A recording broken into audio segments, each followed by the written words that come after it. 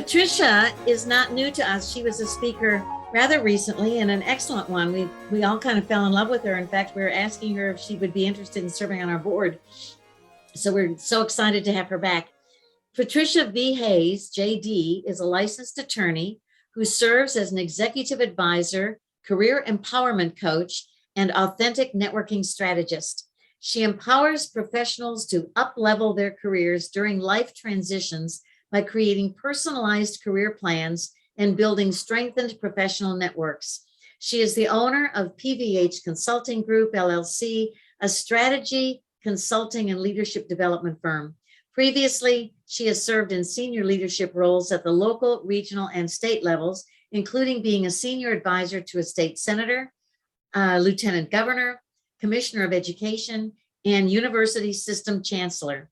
A passionate advocate and community leader, she has served on numerous community boards and committees, most recently as the immediate past chair of the Community Advancement Network and the Greater Austin Black Chamber of Commerce. She graduated from Pepperdine University School of Law and the University of Texas at Austin. She is married with two, I'm sure, very high achieving children. Thank you. Let's give a warm welcome to Patricia V. Hayes. Yay. Hey there, guys. How are you doing? So good to see you yet again. It's so funny, Kathy, that you would say that because I get teased all the time and people are like, yeah, those kids can't fall far from that tree. And right now, my daughter who just went off to college, well, she's in her sophomore year, but finally got to go be on campus, is living up to that. So that's why I'm laughing here. It's so good to be here with you guys yet again. I am kind of getting old hat at this, right, Shannon? I've had the opportunity to come share with you all a couple of different times over the last 3 or 4 years. I think that's right. I think it's 3 or 4 years. So, and I'm pleased to be here with you guys again, as usual. So I'm going to jump right in because today our topic, we're going to work through what it looks like when you are kind of working through a strategic career action plan. And so this is a little bit different from what things I've presented before, but yet still related. You guys, if you've been around before or have popped in and out, and go check out any of the other presentations that I've made for the club. It's been, very specifically around networking and professional relationship building. And believe it or not, this still is. It's just a matter of how you approach it in the context of very deliberately working through what your career goals are and what your action plan is, because the reality is most people do not think of it in terms of an actual plan that's fluid and living and that belongs to them. So you will see a link up there from me. I dropped it in. It's right before Shannon's last comment. And that has just a simple little 2-pager. You can take notes as well, but it's just kind of like, we'll show you kind of where we're headed and what you can fill in later, because you're not going to be able to get through all of this today, but these are the guideposts for helping you to figure out and really kind of get a little more strategic about what it is you're doing, how you want to approach your career from this point forward, and how you can leverage those professional relationships that you already have or the ones that you need to have in order to achieve your goals. Now, I'm going to start with a couple of things that I always start with, regardless of my presentation, and it's a reflection time. And some people are like, oh, this is too woo-woo, but I'm like, trust me on this. So, and it's 2 questions that I want you to write down and consider and come back to later to kind of give it more thought, because it really does matter in terms of what it is you're going to be doing moving forward. And the first one is, what is your primary goal for building professional relationships, right? Why are you doing it? Why does it matter to you? If you think, okay, well, it's because I need a job, then write that, right? But I challenge you to go a little bit deeper on that as well. And I'll talk a little bit more about that. The second question is, what is your greatest fear when it comes to networking and building relationships? And this is super crucial for people to acknowledge this, because this will be the piece that when you get to a point and you hit a wall, or you feel like you're getting stuck, most of the time it will come back to something related to this fear. So this is for your personal use. You can share it if you want. It helps to talk about it with people. And I'm happy, I will leave time to answer some questions at the end. But I want you to write this down so that you have it to reflect back to when that wall shows up and you get stuck, because it will happen, right? It's just a part of the process. So I encourage you to take note of those two reflection questions. Sit with them later as you're working through this process. Now, three main parts that we're going to work through today when we're talking about this career action plan. And that's, first, the steps that will help you bring some clarity to your career path. The second is how you can establish some fresh professional boundaries. And then lastly, to create an actionable professional career plan that works for you. All right. Now, when we're working through this, here's the thing I want you to know. Like, this outline in its very basic form is exactly what I use with my one-on-one clients when we're getting ready to dig deep on an action plan. So this is not something I'm just like make up out of it. I'm like, I literally, this first page for sure is like what they have to do, and it's part of the process. And the reason why is so many times we are so caught up in the job search, the shift, the wondering what's happening, all of these things. And my goodness, the last 2 years, of course, has totally thrown everyone off. And when it comes to how you even interact with in your life, much less your career. And we get away from the basics of like, what in the world am I doing and why? And so this is the piece that I always want people to come back to remember, so that you can say, it doesn't matter whether it's today, 3 years, or 5 years from now. Here's the core of what I believe, what I'm looking to do. And if it shifts, you have the power and the authority, because it's your plan, to acknowledge the shift and to make the adjustment accordingly. So this is, I want to repeat, this is a fluid, living document for you. This is not something where you go fill it out and then stick it on a shelf. This is something that you make a part of your day. You post, in your office, that you keep nearby when you feel a little bit off track, so that you can get back on track and remember, I'm like, all this other is extraneous. Here's where I'm trying to go. All right. That's what I want to stress for you when thinking about this. So you've got, you got to put out, who you are, and remembering that. And then that first thing is that personal mission statement. And this is something that is really, really important, because it's going to help you lay out more clearly where it is you want to go and where you want to be, right? Where you are now and where you want to be in your career. Notice I keep using the word career and not job.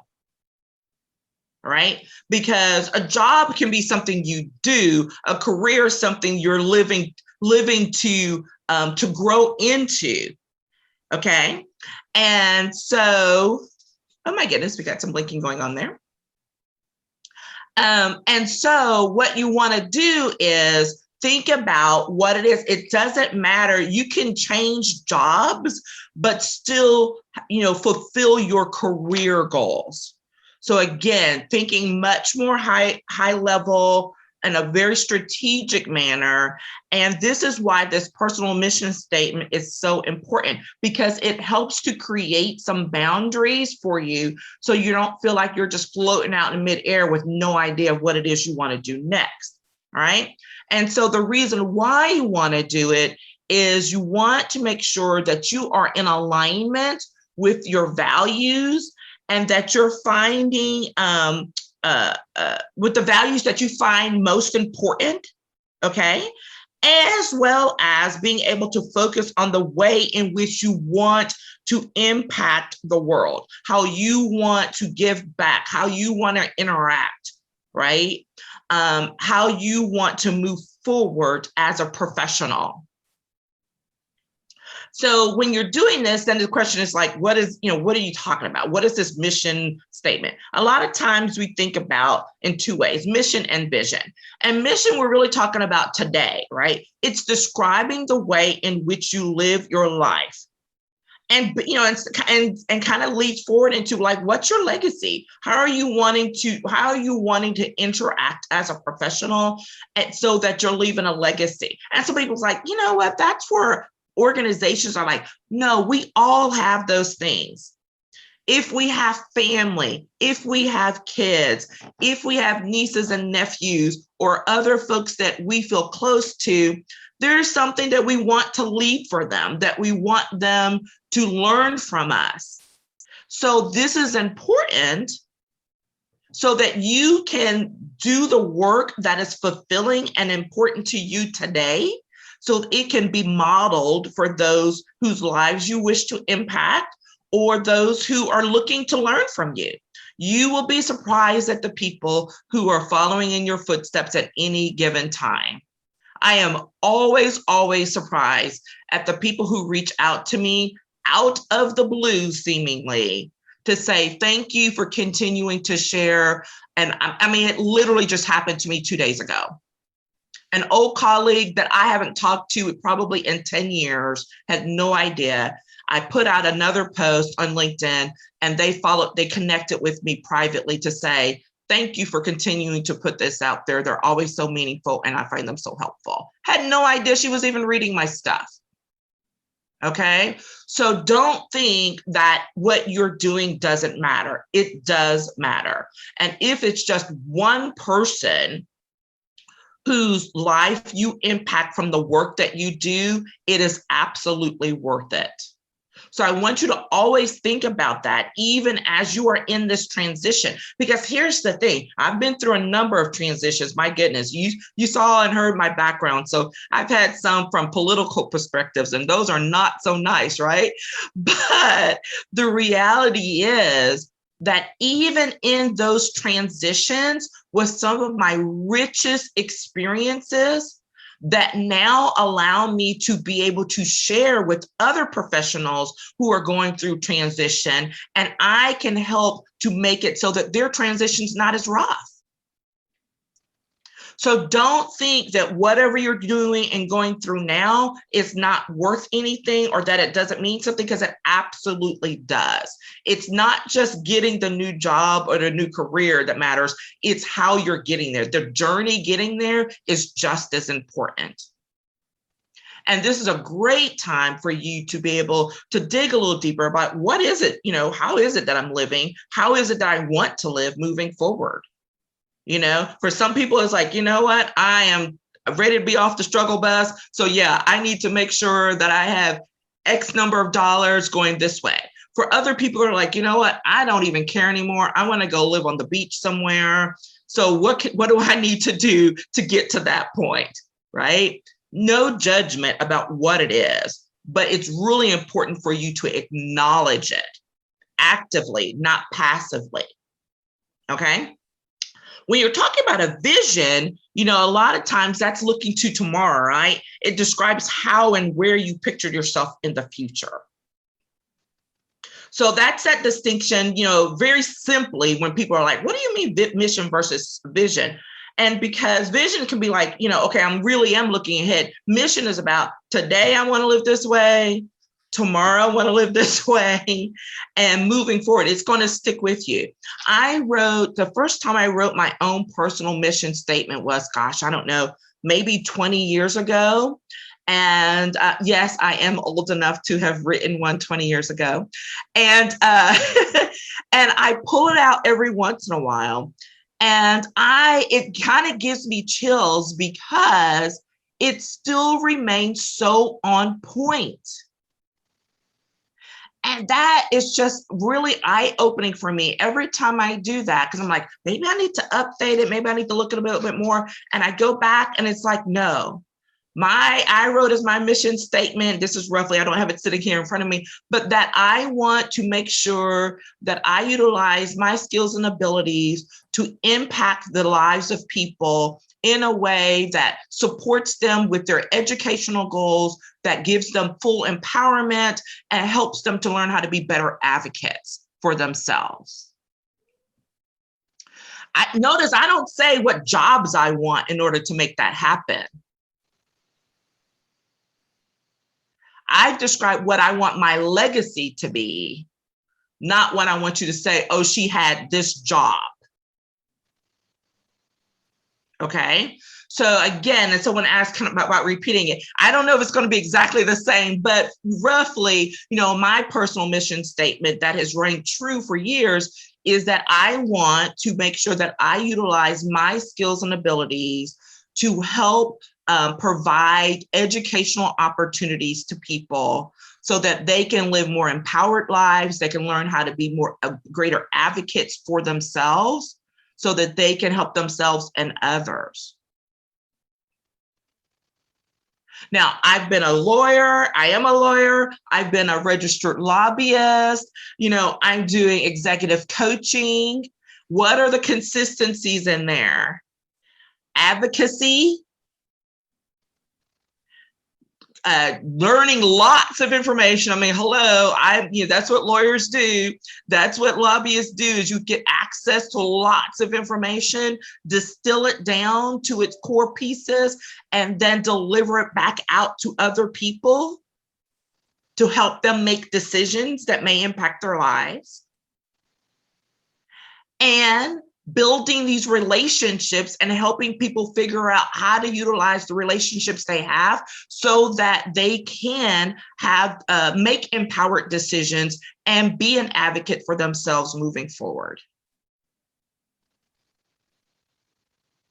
So I want you, when you do that mission statement, this is not a sit down one and done. Like, this is going to be grab a cup of coffee, or if it's later in the day, maybe a glass of wine or whatever brown drink you have, and really kind of sit with that. It's much more than what job you have. It's about how you want to live. How do you want to give back? How do you want to impact? What do you want people to say?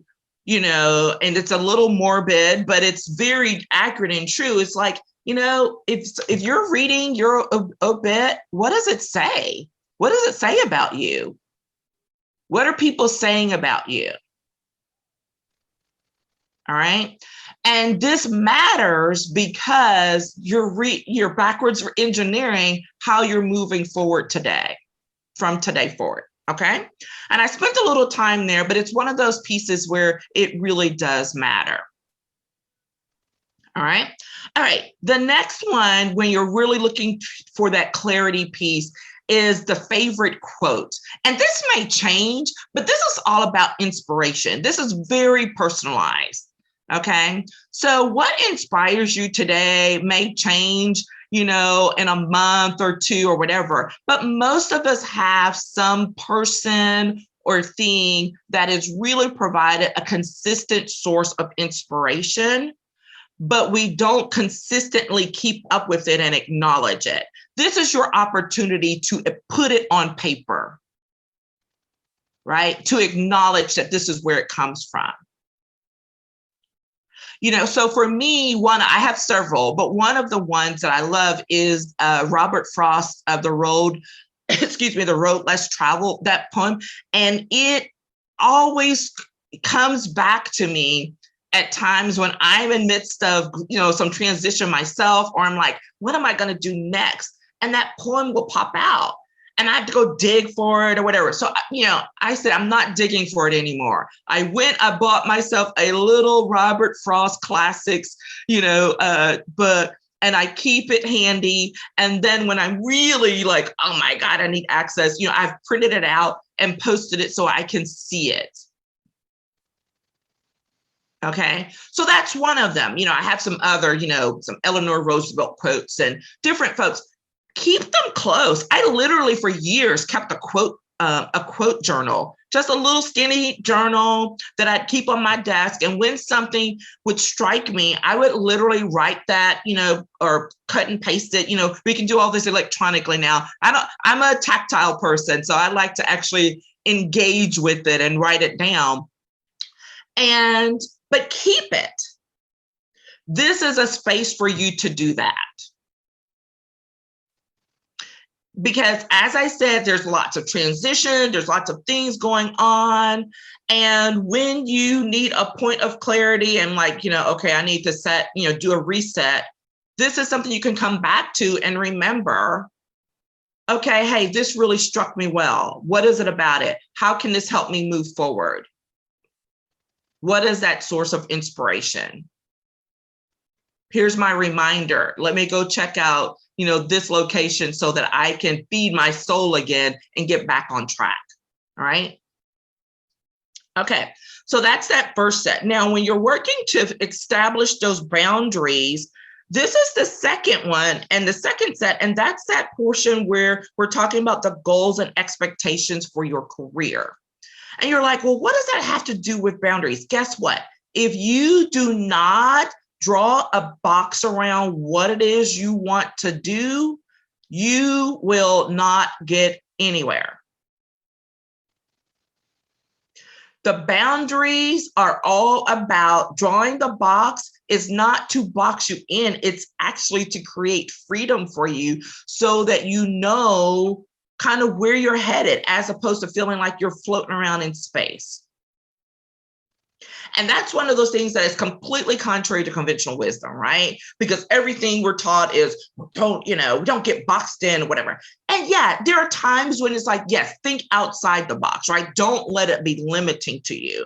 But at the same time, when you're trying to figure out where you're headed next, it's important to start saying not just what you will do, but what you won't do. Identifying what you won't do is just as important. Because you have to say and be willing to say, I am not doing that anymore. I'm not hanging with that group of people anymore. I do not want to work in that environment anymore. So, when you're identifying those goals and expectations, goals, but you see that second word, expectations for your career, super important. Most of the time, people only lay out the goals. And they go after them, and then they're like, I achieved those goals, but I am miserable. Why? Because you're still not in alignment, because your goals and your expectations were on two different levels. You can achieve your goal of getting a six-figure job at the big company, but if you expect to do it in integrity and with respect, then you got to do a little more digging about the people you're going to be working with. All right.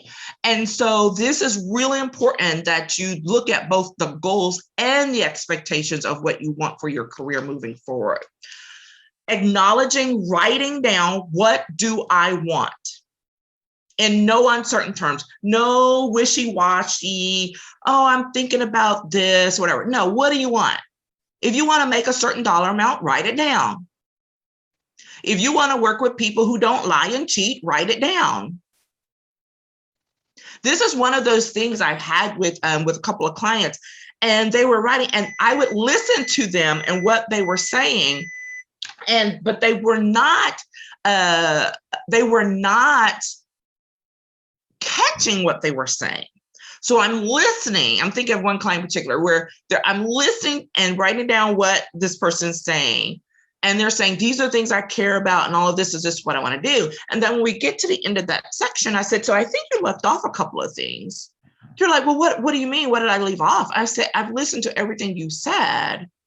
And you have basically said that you do not want to work in an environment that doesn't appreciate X type of work, who doesn't support their people or whatever. Now, those are not the words that she chose, but everything she talked about was about being respected in the workplace, about getting adequate and appropriate support. These are all things that are absolutely important. And especially in today's world, may be more important than the dollar signs. You can make really good money and still be miserable. This is the hard truth. So we get to a point where it's like, I have to acknowledge what other things are important to me besides the money, or in addition to the money, because we should all get what we're worth, right? Do not take me wrong. We absolutely should get what we're worth in the marketplace when it comes to that. But the thing is, you have to know what else to ask for. So early on in my career, I learned how to negotiate some things. And it would be because people are like, oh, just work on, this dollar amount. And I'm like, yeah, but that's not going to be enough because they're not going to pay me that. So I'd start asking about other things. And people are like, oh, well, but the benefits. I'm like, yeah, the benefits. So let me see. I'm a lawyer. It requires X dollars amount for me to keep my bar license active. Are you going to pay for that? I have to pay for X amount of CLE. Are you going to pay for that? I would like to have access to $5,000 worth of professional development at my choice. Are you willing to pay that? And people will be like, what? Your package? People too often focus on the immediate X dollars, but they don't focus on the thing that's going to give them even more value. Professional development. Oh my gosh. Do you know what that's worth to get your company to pay for you to grow?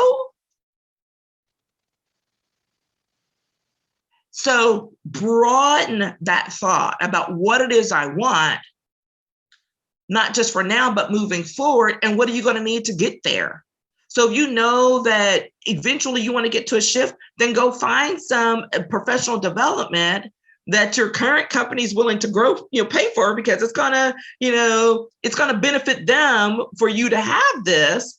But you also know I got a longer plan, and this is the baseline for my plan. People way too often make the mistake of only doing the things that supports the needs of their current employer, and that is a mistake. Yes, there are certain things that they may require, but just doing what they require does not ensure your personal growth. So if you cannot get them to pay for it, then you need to be setting aside your own dollars to pay for it for yourself. I did that way too many times. I work for certain places. They're like, yeah, we don't see the relevancy of that, so we're not going to pay for that. I'm like, okay, that's fine. And then I would turn in my request for a day off. Be like, I'll see y'all next week. And I'd go do the personal development that I needed.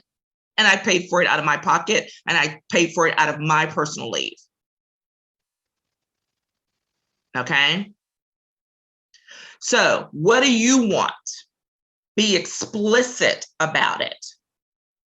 Don't leave anything uncovered. Don't do that. Oh, but I don't have the money for that right now. Or with the place where I'm looking during it, they may not. Do not limit what you put on the paper right here, because it's going to be really important. Because whether it comes in this next gig or the one after, it still matters what it is you want. It's a part of the plan, not just right now, but for the future. Okay? Me personally, I love y'all and everything, but one of these days I'm going to be teaching these classes from a beach in the Caribbean. That is on my plan. Okay? So then I already hinted at this. What do you not want? For me, integrity is a huge, huge issue. And I have been burned And I told you, I've worked in some political environments. And so, I'll be honest, it wasn't always nice. And so after going through some of those things, I'm like, I don't want to do that anymore. I do not have the capacity. I do not wish to spend my energy engaging in that way. Am I really good at what I do from a governmental relations person? I am one of the best out there. I will say that. And it's taken me a long time to get to that point, right? But that doesn't mean you have to sacrifice your soul to do it. So when people are like, well, why aren't you doing that stuff anymore? I'm like, because it's not fun. Those people are nasty. I like to enjoy my work, and I was not enjoying my work anymore. So it was time for me to make a shift. Not because I wasn't good at it, but because it wasn't enjoyable to me because of the environment that was being created at the time. All right. So it's super important for you to write down what it is you do not want in your career, in your next gig, but then long term. Because sometimes it may take us a minute to get to there, right? It's not going to be automatic all the time. But when you acknowledge it, you know that you're working towards getting out of certain environments and moving towards a different one.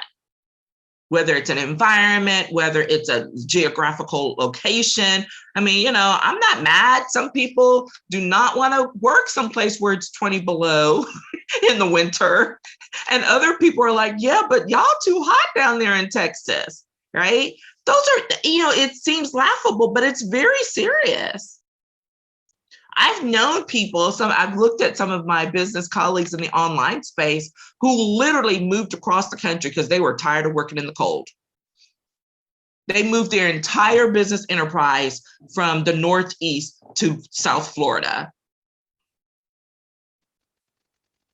All right. So don't put limits on what you acknowledge there either.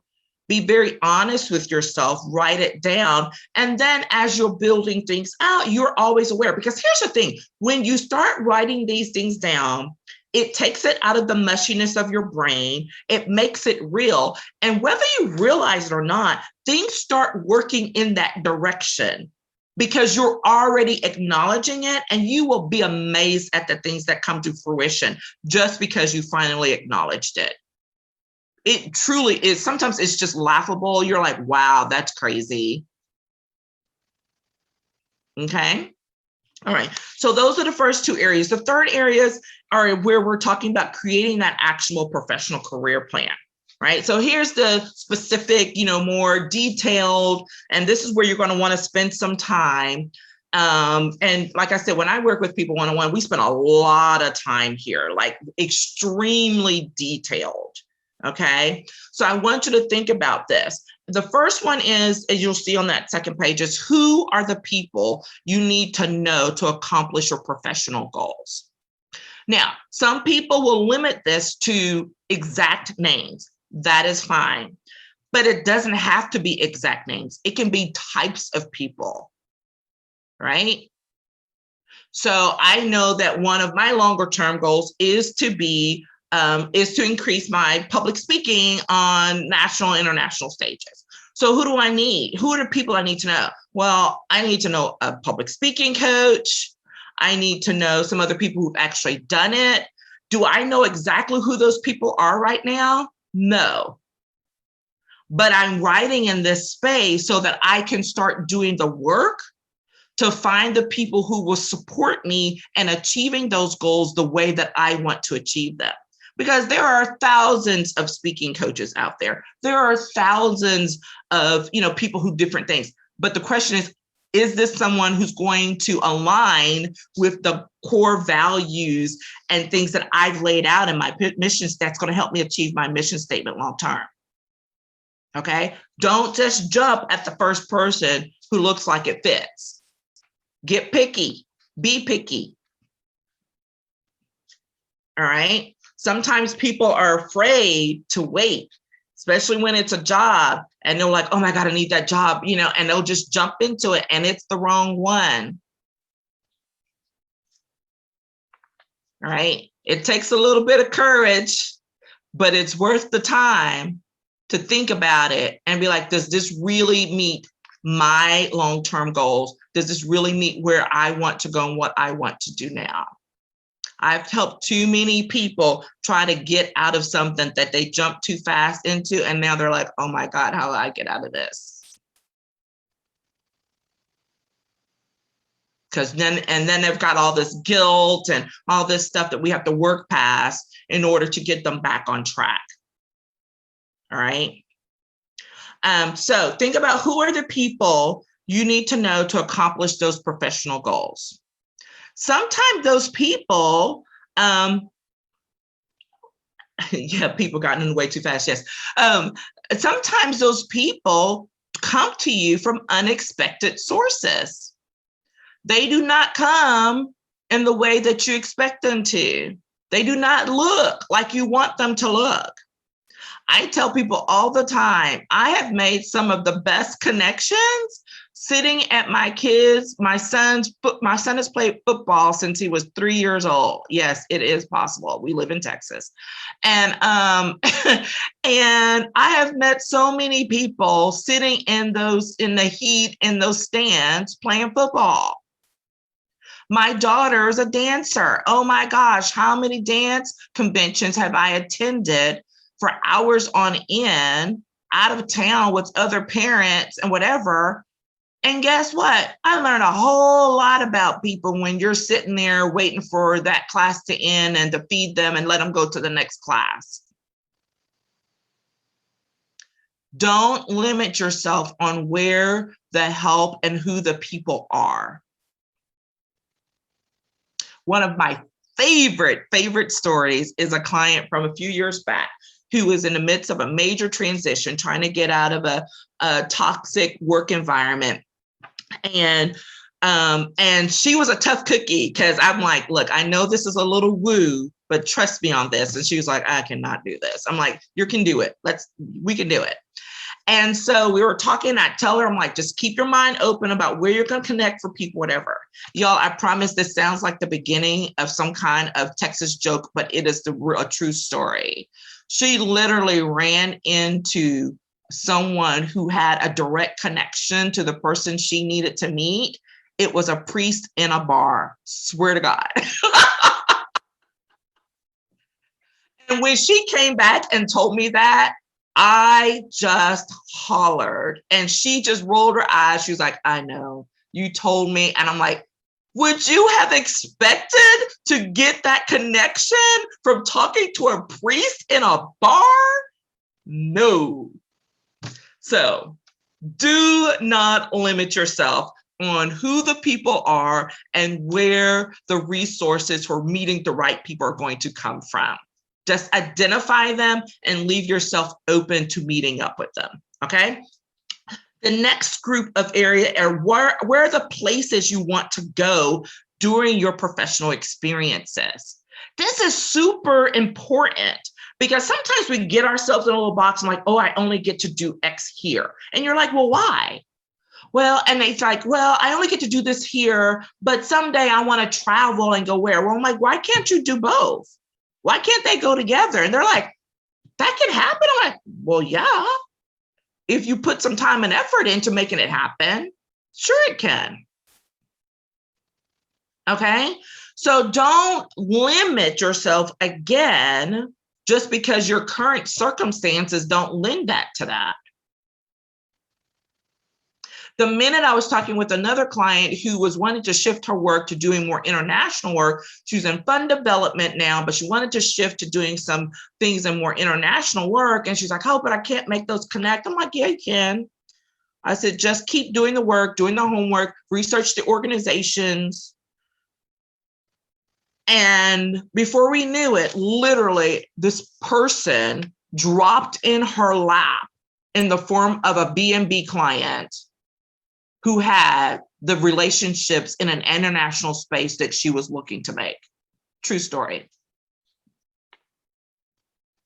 All right. So that you keep doing the work, identify where it is. This is important. This gets a little bit back to that what you do or do not want to do. okay? About where do you want to work? What kind of environment do you want to work in? You know, if you're looking, you're like, well, I'm trying to retire in 20 years. Well, like, that's fine. Where do you want to be in 20 years? Where do you want to retire? You're like, but I'm trying to work right now. I'm like, yeah, but where do you want to be in 20 years when you retire? Because you need to be setting yourself up for that, not in a limiting way, but in a most, so that you can be prepared in the most expansive way possible. Okay. So me personally, I have written it down and I'm like, I'm never going to retire. I got too much energy. My brain does not shut off. I am never going to retire. Now, I may do some things differently, but I just acknowledge I'm not retiring. I will always be involved in something in some capacity, and I'm okay with that. Okay? So, and then lastly, because I want to leave time for questions, what are the things and activities you need to engage in to accomplish your goals? This gets to that piece of how are you giving back so that you can receive. All right. It is just important to give, not with the expectation of receiving, but knowing when you're giving, when you're engaging with people, when you're helping people accomplish their goals, that like it literally comes back and feeds you. This is why I asked you at the beginning, what are your goals when it comes to professional relationship building, and what's your greatest fear? Because these all feed in. Do y'all see everything we just talked about feeds back into how are you interacting with other people? How do you want to interact with other people? What are your fears about that? Because in order for you to achieve any of these things that you're writing down and to get there, you have to have people. You cannot do it by yourself. The work that Kathy and Shannon and those folks do here, like this is feeding into so many people for years. And these people have an opportunity. Folks who come through get to meet other people, and there are relationships that are created and sustained long past the point of them having needed the services here. But that doesn't mean that you don't have a connection with the people. Okay, so what are those things and activities? You know, I was always, y'all probably figured out already, I was a little nutsy when it comes to the whole relationship building thing and how strategic and stuff was. But I literally, when I first started, I was so strategic in how I approach things because I feel very strongly about community service and giving back. But I would be so specific that I would say I have 3 categories of how I'm going to give back. One is in my profession. So I make sure that I was very active in the bar, okay, during those times. And then in a specific, field of work that I felt, where I can contribute as a professional to a particular group of, in the community or something like that, right? And then lastly, just something that had nothing to do with my work, that had nothing to do, it was purely for the sake of this is what I love to do and how I want to give back. And I would have those 3 categories, and I would literally, divvy them up, whether I was serving in a committee or on a board or whatever. And I would be very specific about which one of these categories does this fill for me. And if it didn't meet one of those, or if I was going to be overburdened in one, I literally would have people, I'm like, I that's not in my space. I don't have the capacity for that right now, but hold that thought. I remember one time in particular, I was hosting something as a young lawyer president, and it was a volunteer initiative program, really. And I got approached by one of the nonprofits they're like, oh my God, we really need you on this board. And I had to tell them, I'm like, if I join one more board, my husband is going to kill me. Because at the time I was like 7 months pregnant with my daughter. So I was like, shh, don't say anything, but come back to me after the baby's born. right? So align things with the priorities in your life. It's super important. It doesn't mean that you don't do something. It just may be not right now. Keep it on the burner. The question is whether it's on the front burner or on the back burner. Or is it in the oven? I don't know. So that's it. I want, and that ends me right exactly where I want you, because my last note here is leave the options open. Leave your options open. When you work through this, remember, this belongs to you. This is your action plan. Make it come to life for you. It's fine to get input from others, but do not allow others to influence what's important to you. It's especially when it gets to, because they don't understand, right? Because people will always nitpick or like, oh, why are you doing that, when they don't understand? Guess what? People can still be supportive and not understand. If they're not going to be supportive and be respectful, then you need to, that's a whole different coaching session where it's like, yeah, you're going to have to like nip that in the bud. That's one of those boundary things. Okay. All right. I am done. Shannon and Kathy, I am open for questions. Matthew just made a comment. He said, always be open to serendipity. So having a plan and so forth is really good. But yeah, serendipity, just like the priest in the bar. Yeah. You got to be open to whatever comes your way. Okay. Yeah. But you have to be open in a targeted way, right? Because you're being open to receiving what you identify where you want to be. Yep. I agree about billing hours. I do have a question. I'm actually looking at going into another role where it looks like they're going to slot me into billing hours, and I've got some other options, but that's not really what I want to do, but I may need to do it to get in the door. Right. So, but how do you handle your coaching business? How do you set that up for people who'd be interested in coming to you for coaching in terms of doing that? The other thing is I've been a technical trainer as well as a consultant. And I always liked, if you can find a way to make money off the IP. In other words, you do it a few times for billing, but if you can do something that has value to the customer and you find a way to do it fast, then you can actually make more than you would if you just billed for the time sometimes. Yes. And still it's less than the customer would hire somebody else to do it and has value for them. So it can be a win-win. Well, yes. And here's the thing, is because you're always fighting against conventional wisdom. And the people who are in business who get it, most of the time are not the ones most of us are dealing with, right? But it's that whole thing of when someone, you all have heard this story in whatever version I'm about to butcher, but it's about the plumber who shows up on the weekend because you've got a plumbing problem and it takes him 10 minutes to fix it and he charges you $1,000. You're like, but you were only here for 10 minutes. He goes, yeah, but it took me 10 years to be able to identify what I can fix for you in 10 minutes. There's that. But on the other hand, I talked to a plumber about putting in a tankless water heater, and I looked at the bill, and this was a day of work for a plumber and his assistant. They wanted like $3,700 for it, but they did things like they took a $5 brass thing that goes on my 5 outlets, and they marked that up to $100 for each one. So it was like over $800 for 10 minutes of work. That was something anybody could go do. Well, and here's the thing, now you've crossed into the integrity piece, right? Right. So now we're back into a values piece. So the question is, because it's always a question of value. Right. It's always a question of value. And when it comes to the billing piece, in a professional services space in particular, it's about what's the value you're bringing to what needs to be done.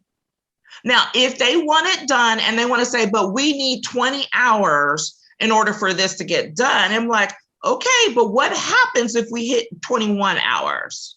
Are you saying then that you don't want what needs to be done?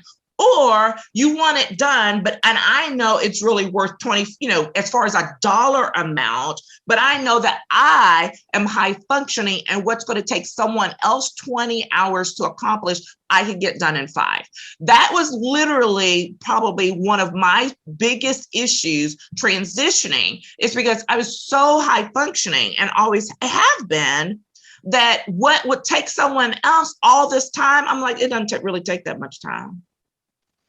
And so that's when I had to be like, what's the value of this getting done for you? It's not about the hours. It's about the work and what value you're assigning to it. And here's the fee. And so and that leads into, how do you set up your coaching for somebody on this call or whatever who might be interested in talking to you about that? Oh yeah, I dropped my email. I mean, not my email, my website in the chat. Shannon, Can you find that for me? Yeah. Oh, I'll find it. Not a problem. We're good at finding stuff in chat. We're high functioning in that. It's at 10:44 a.m. You can look it up. Okay. We're high functioning in that here. I think. Well, that doesn't look like a website though. Maybe I'm wrong on that. It should. Oh no, that was the document. But yeah, Shannon, that's it. That's my email. Yeah. So Shannon just dropped my email. Y'all are special. Y'all just got my personal email. Ooh. Apparently, but yeah, that email and patriciavhayes.com is my website. Apparently there's an issue with our chat today, where people are not able to chat to the group as a whole, like to chat to everyone. They can only chat to the host. And I don't know if that has to do with. Okay, I saw that and I thought it was just because I would do that accidentally. Okay, great. Okay, I can ask a question. Hi, Shannon, yes, please. Kathy, and everyone. I know a couple of people on this call. Patricia, I actually connected with you at a workshop that you did a little bit ago. It might have been either during COVID or pre-COVID. Oh, this is Maria. Okay. Yeah. And I just want to say that I just love what you had to say today. And I really appreciate what you said about aligning with values, because I think that's a big missing piece for a lot of people when it comes to job search, that alignment. Because I think we all have skills and we all know what we can do. It is just choosing what we want to do. And I think in some situations, it's that cultural, for some of us in certain cultures where we've never been asked what we want. And so now as adults, we have to figure it out. But I just love, I love the way you put things in pictures, like get off the struggle bus and my head is going to explode if they make me do this. And I kind of want to add to that career plan, that the form that you used, something like a picture like that, like just what will, put it in the positive if helpful, but the struggle bus is kind of like something that can make you laugh, right? Mm-hmm. But just kind of like maybe even a picture adding to a quote of like just something that helps like your head's about to explode if you do this, or will explode, or anything like that. So I just love the way you say all those things, those pictures. That's going to stay with me. One question that I had is, I've heard of marketing plans, and then you've got this strategic plan.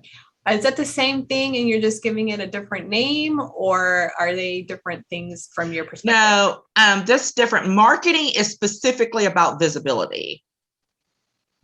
If you think about it, marketing is about, I have something to sell, or, an idea, a product, a service, whatever, and I need to get that out to the world so that you can see and know.